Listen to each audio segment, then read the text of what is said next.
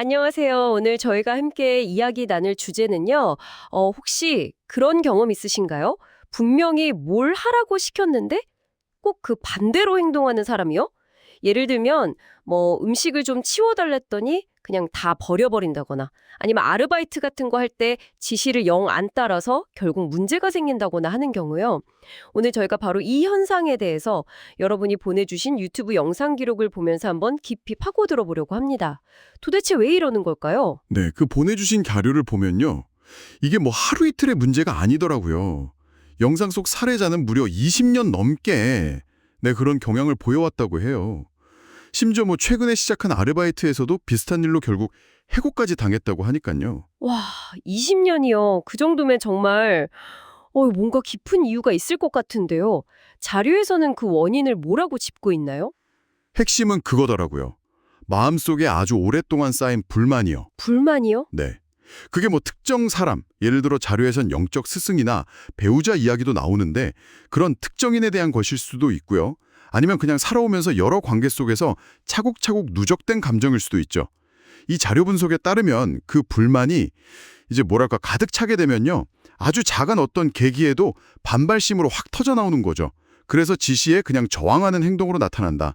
이렇게 분석합니다. 아, 그 불만이 원인이라는 건 어느 정도 이해가 가요.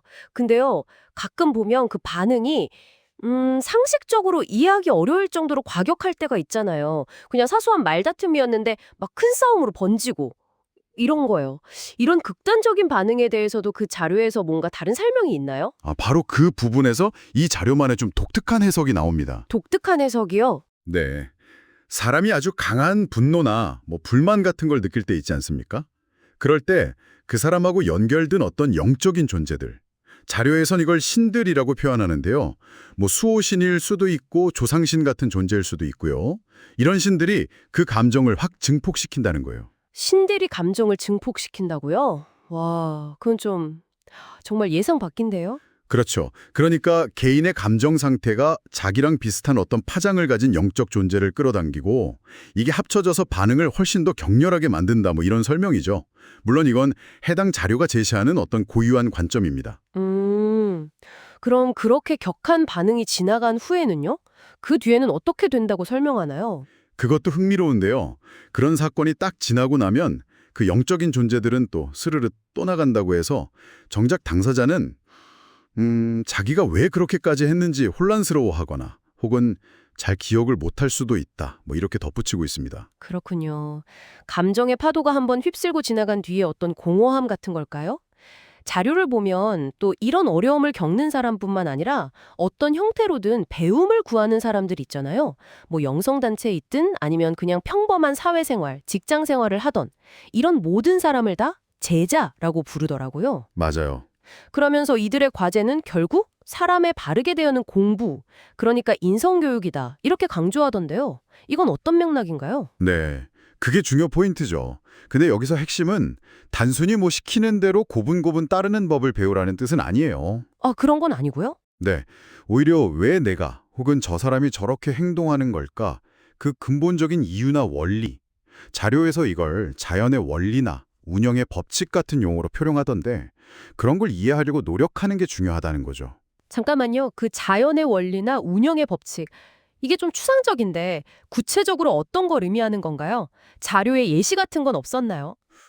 자료에서는 그게 어떤 관계나 상황 이면에 깔린 근본적인 작동 방식이다. 이 정도로만 암시하고요.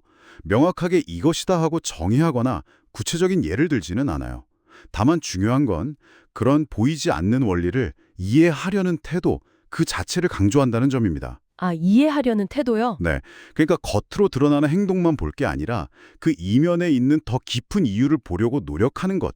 그게 관계를 개선하고 또 스스로 성장하는 데 열쇠가 된다는 거죠. 그러면서 자기 고집만 계속 부리면 이런 성장의 기회를 놓칠 수 있다. 이런 경고도 같이 하고요. 그렇군요. 그럼 이 문제를 실제로 해결하려면 어떻게 접근해야 할까요? 단순히 지시 내용을 바꾸거나 아니면 더 강하게 밀어붙이는 걸로는 해결이 안 될 것 같은데요. 네, 그렇죠. 그래서 이 자료는 양쪽 모두의 노력이 필요하다고 제안합니다. 쌍방향적인 노력이요. 양쪽 모두요? 네. 일단 지시를 하는 사람 입장에서도 한번 돌아봐야 한다는 거죠. 내 소통 방식이 혹시 좀 오해를 불러일으키거나 아니면 비효율적이진 않았는지. 그리고 또 중요한 건 어떤 권위적인 명령이나 지시보다는요, 관련된 사람들이 다 같이 모여서 열린 의논을 하는 것, 이걸 통해서 함께 해결책을 찾아가는 과정을 아주 중요하게 생각합니다. 순수한 관점, 예를 들어 아이의 시각 같은 거요. 그런 게 오히려 문제 해결에 실마리를 줄 수도 있다고요. 맞아요. 문제가 복잡하게 얽혀 있을수록 오히려 가장 단순하고 어떤 편견 없는 시선이 핵심을 딱 짚어낼 수 있다는 거죠.